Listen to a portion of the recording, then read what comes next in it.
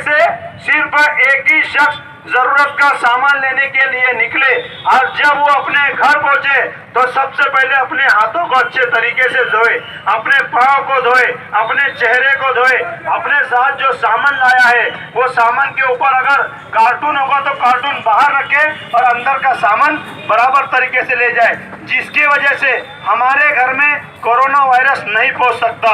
ये corona virus का कोई इलाज नहीं है, इसका इलाज सिर्फ और सिर्फ इतना है कि हम एहतियात करें। अगर हमने आज एहतियात कर लिया तो हम अपने घर के साथ साथ पूरे मुल्क को बचाने की हम काम कर लेंगे। अगर आज हम नहीं समझे तो बहुत देर हो चुकी होगी।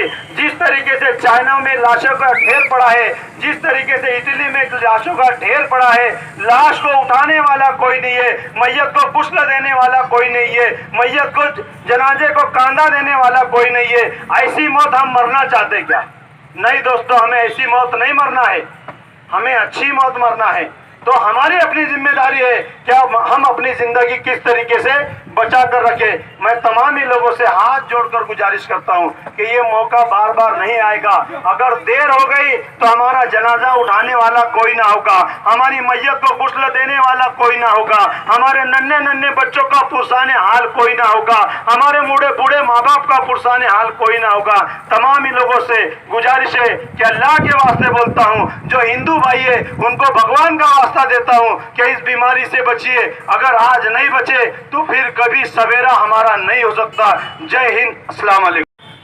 मोहतरम बुजुर्गों, दोस्तों, अजीजों, पूरा भारत देश और पूरा मुल्क हमारा जिस तरीके से कोरोना वायरस से लड़ने के लिए पुलिस प्रशासन, हमारे राज्य के सीएम साहब, हमारे देश के प्रधानमंत्री साहब, हमारे मालेगांव शहर के एसपी साहब, मालेगांव शहर के कमिश्नर साहब, एडिशनल कमिश्नर साहब और उनके तमाम ही जिम्मेदार आज यहाँ पर हमारा जो पुराना मुशारत चौक के बाजू में मार्केट था, यहाँ पर इन्होंने मालेगांव शहर महानगर पालिका के जानिब से आप लोगों की खिदमत में बड़ा ही उम्दा और बड़ा ही बेहतरीन इंतजाम किया है कि जिस तरीके से कोरोना वायरस से बचा जाए, इसके लिए यहाँ पे एक छोटी सी मार्केट तैयार की गई है।